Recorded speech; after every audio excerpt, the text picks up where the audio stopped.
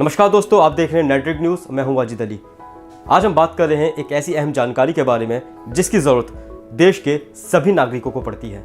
जी हां, right to information. Right to information जिसे short form में RTI भी कहते हैं। हम सबसे पहले आपको बताएंगे RTI का सबसे पहले लोकसभा के अंदर कब पारित हुआ था। जी हाँ, संसद के अंदर 15 जून 2005 को RTI पारित हुआ था, लेकिन प्रभावी रूप से इसे लागू किया गया 12 अक्टूबर 2005 को।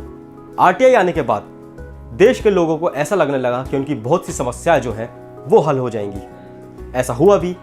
जिस तरीके से लोगों ने RTI लगाई, कई सारे ऐसे खुलासे निकलकर सामने आई जिससे सरकारें तक हिल गई। जी हाँ, हम आपको बताएंगे RTI लाने का मकसद क्या था।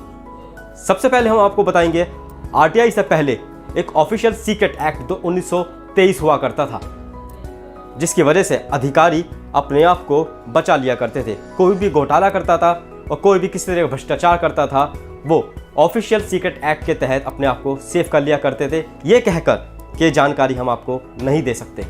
जिसके बाद काफ़ी घपले हुए, काफ़ी घोटाले हुए, जिसके बाद आम जनता जब त्रस्त हो गई इन घोटालों से, तो उसके बाद उन्होंने सरकार से गुहार लगाई कि कोई ऐसा कानून पास होना चाहिए जिसके चलते सरकार के सभी घोटाले, सभी घपलों के बारे में उन्हें पता चल जाए। जिसके बाद ही RTI को लाया गया। RTI का मकसद था ऐसे घपलों को रोकना, ऐसे घोटालों को रोकना और देश को सुचारू रूप से एक दिशा की ओर लेकर जाना।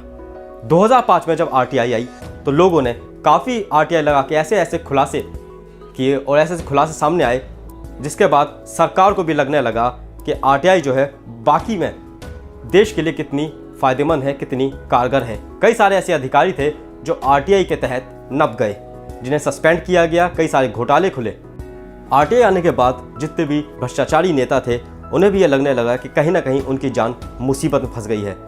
RTI का अधिकार 2005 साफ तौर पर क्योंकि ये भी कहता है कि अगर कोई भी जानकारी आप संसद को दे रहे हैं या विधानसभा को दे रहे हैं, तो उसकी जानकारी एक आम आदमी भी आसानी से ले सकता है। अगर कोई भी यह जानकारी देने से गुरेज करता है तो उसके ऊपर कानूनी कार्रवाई होती है। लेकिन सबसे एक महत्वपूर्ण बात यह है कि अगर आप RTI लगाने के लिए जा रहे हैं तो आपको कुछ बातों का ध्यान रखना पड़ेगा।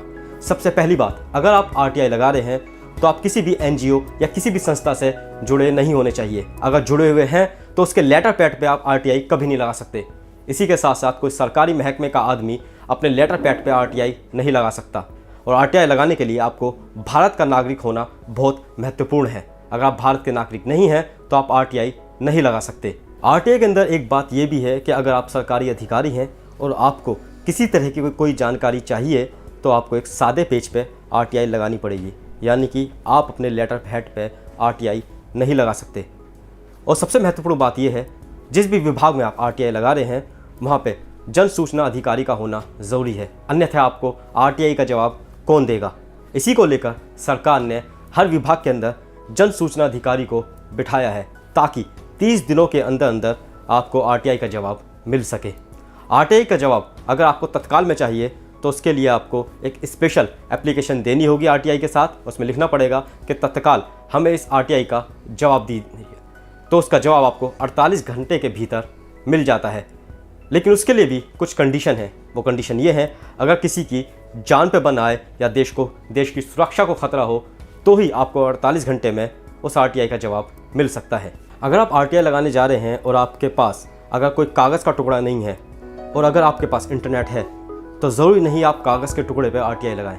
आप इलेक्ट्रॉनिक फॉर्मेट के ज़रिए भी RTI का इस्तेमाल कर सकते हैं और RTI लगा सकते हैं। अब हम आपको बताते हैं किन किन विभागों से आप जानकारी आसानी से ले सकते हैं। जी हाँ, RTI के द्वारा आप जिन विभागों से जानकारी ले सकते हैं उसके अंदर राष्ट्रपति, प्रधानमंत्री, राज्यपाल और मुख्यमंत्री के दफ्तर आते हैं। इसी के साथ साथ संसद, विधानमंडल, चुनाव आयोग, देश भर की अदालतें, सरकारी बैंक, सरकारी दफ्तर, पुलिस महकमा तक इसके अंदर आता है।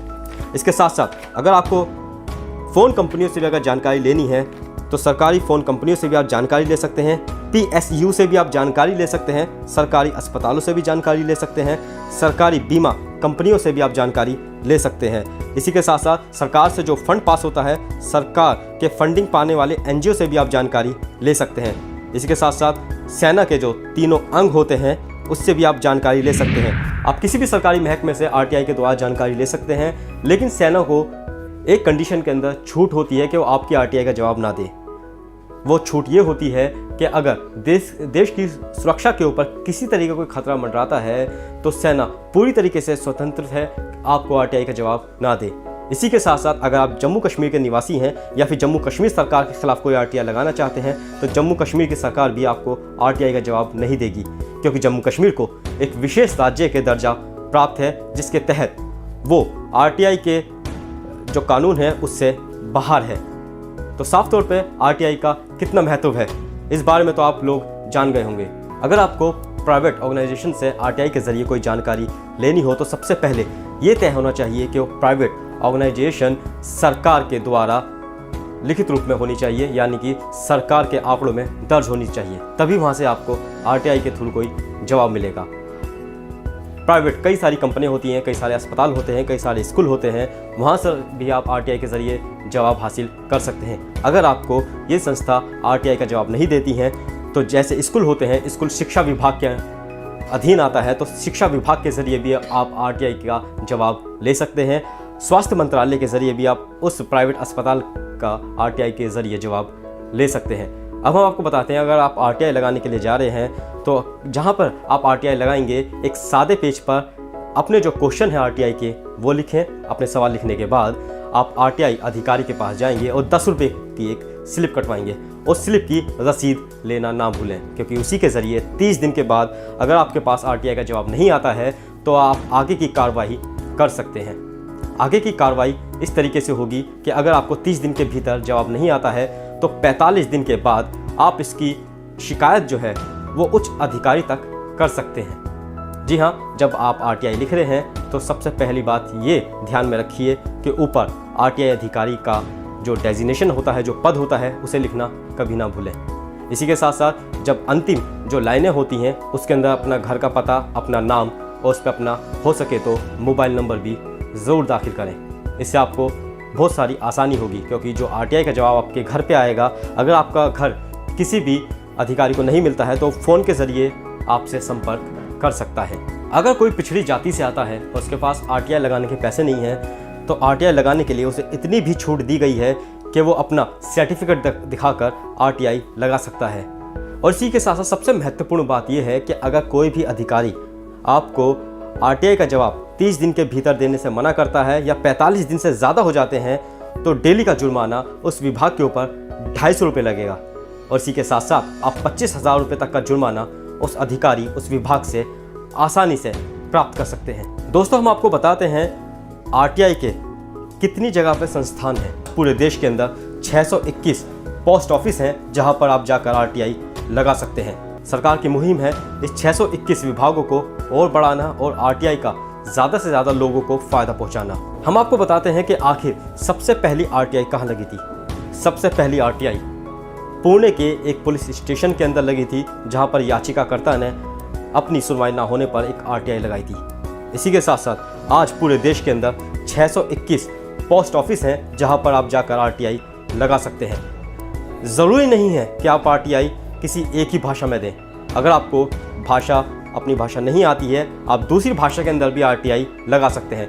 यानी कि देश के अंदर जितने राज्य हैं, जितने राज्यों की अलग अलग भाषाएं हैं, आप किसी भी भाषा के अंदर आरटीआई लगा सकते हैं। अब हम आपको बताएंगे कि आरटीआई के जो मुख्य केंद्र हैं जहां से आप ज़्यादा से ज़्यादा जानकारी ले सकते हैं वो कहां पर हैं। सबसे पहले हम बात करते हैं केंद्र की। जी हाँ, केंद्र के अंदर अगर कोई अधिकारी आपको आरटीआई का जवाब नहीं देता है तो उसके लिए आप राजधानी दिल्ली के केंद्र ऑफिस के अंदर अप्लाई कर सकते हैं और उसकी शिकायत कर सकते हैं। जी हाँ, जिनके तमाम पते जो हैं हम आपको बताते हैं, जो कि इस प्रकार है। केंद्रीय सूचना आयोग का पता इस प्रकार है। केंद्रीय सूचना आयोग, अगस्त क्रांति भवन, भीकाजी कामा प्लेस, नई दिल्ली, जिसका फ़ोन नंबर है 01126161137। अगर आप उत्तर प्रदेश के निवासी हैं तो गाज़ियाबाद, नोएडा सहित यूपी के लोग दूसरी अपील राज्य सूचना आयोग में दाखिल कर सकते हैं, जिसका पता इस प्रकार है। मुख्य सूचना आयुक्त, राज्य सूचना आयोग, 6ठी मंजिल, इंदिरा भवन, लखनऊ, यूपी 226001, जिसकी वेबसाइट भी है upsic.gov.in। arsc.up.nic.in। अगर आप हरियाणा के निवासी हैं तो आप RTI इस पते पर लगा सकते हैं। राज्य सूचना आयोग में दूसरी अपील कर सकते हैं। इनका पता है मुख्य सूचना आयुक्त, राज्य सूचना आयोग Haryana, SCO number 7071 sector 8 C Chandigarh. दोस्तों, RTI का साधन इतना महत्वपूर्ण है जिसके बारे में आप जान गए होंगे। जी हाँ, RTI से आम जनता और सरकार के बीच में जो पारदर्शिता होती है वो आती है, ट्रांसपेरेंसी आती है, यानी आप किसी भी महकमे, किसी की भी विभाग के खिलाफ, किसी भी घोटाले के खिलाफ आप जानकारी आसानी से ले सकते हैं। आपको ये जानकारी कैसे लगी, हमारे चैनल को सब्सक्राइब करके और लाइक करके ज़रूर बताएं।